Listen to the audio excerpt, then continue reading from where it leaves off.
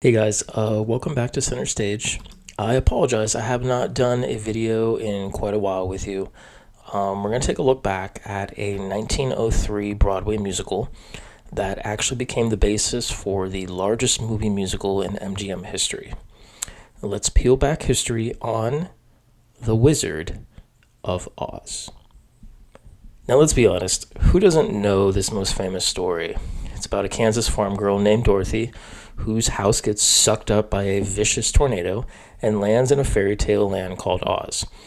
There she meets the Scarecrow, Tin Man, and Cowardly Lion, who throughout the movie all find the courage, the heart, and the brains to help Dorothy defeat the evil Wicked Witch of the West in order to get back home. But did you know before the MGM movie, The Wizard of Oz actually started its journey on Broadway? This well-known story, based on a book by legendary L. Frank Baum, titled The Wonderful Wizard of Oz, opened on Broadway at the Majestic Theater on January 21st, 1903. Although much of the original score of the Broadway production has been forgotten, it can still be heard in the 1939 MGM Classic. Now, the original Broadway production ran for 293 performances before going on tour in September of 1903. Only to return to the Majestic with a much more updated version. The updated version would replace characters we know and love in the movie, such as Toto being replaced by a cow named Imogene, the Tin Man actually going by a different name, Niccolo Chopper, and Glinda, who would be known as the Good Witch of the North, causing a snowfall, replacing the sleepy poppy scene we know and love in the film. The production would also introduce new characters such as King Pastoria II, which is the true king of Oz. Wait, Oz had a king? His girlfriend and waitress, Trixie Trifle, Cynthia Cinch, the Tin Man's lunatic love interest, Sir Dashimoff Daly, aka the Poet Laureate. But wait, what about the evil Wicked Witch of the West?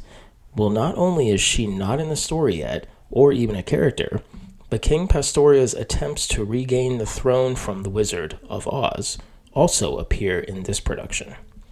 The production also gave audiences a rare look outside of Oz on what was known as the Borderland. The Borderland can actually be seen in the motion picture Oz the Great and Powerful during the discarded China scene.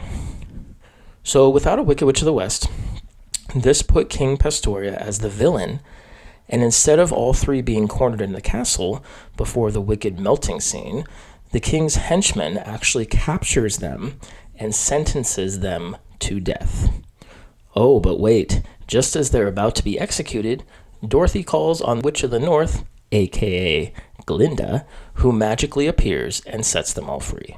In order for L. Frank Baum to bring the book to the stage, he sought out the original illustrator of the book, W. W. Denslow. New songs were written for the show, including The Guardian of the Gate and It Happens Every Day, which were composed by Nathaniel Mann.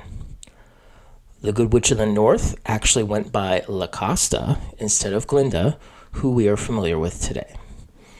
The Cowardly Lion in this production did not have any speaking lines, but performed pantomime throughout the show. And although the costume was so realistic, the main purpose of the line was to add comic relief and, of course, scaring off the villains on occasion. Now, while much of the characters' quests in the film don't exist in this production, their desire to seek the wizard's aid actually gets them caught on the wrong side of the tracks, which leads them getting captured and scheduled for execution. Now, with all the changes in place, the show went on to a Midwest tour prior to opening on Broadway, which actually gave the cast more experience in their roles and allowed the production to make adjustments. With the success of the 1903 Broadway production, the show would tour nationally from 1904 to 1906. In 1998 and 2006, the musical would get its first two revivals, both set in Florida, with the New Century Opera Company, along with a 2-CD set of the musical in 2003. 5 years later, in 2011, a collaboration between Jeremy Sams and Andrew Lloyd Webber would once again give the Yellow Brick Road a fresh coat of paint when The Wizard of Oz would open at the London Palladium. The production was the debut of Daniel Hope as Dorothy Gale, after winning a 2010 reality show Over the Rainbow, and the infamous Phantom himself, Michael Crawford, as the wonderful Wizard of Oz. The production also saw different West Highland Terriers alternate the role of Toto, as well as Hannah Waddingham, giving London audiences a more eerie take on the infamous Wicked Witch.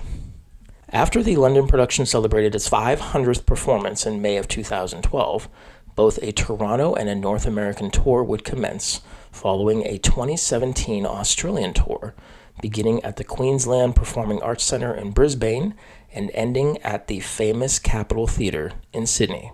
The production would then make full circle when it would premiere yet again at the Palladium in the winter of 2022 and ending with its final UK Ireland tour, where it will premiere at the Liverpool Empire Theatre in December of this year.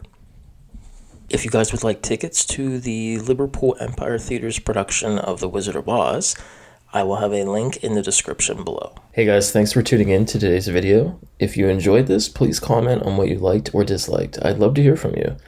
And if you want to see other videos like this, make sure you hit that like button and subscribe. And until next time, that's a wrap.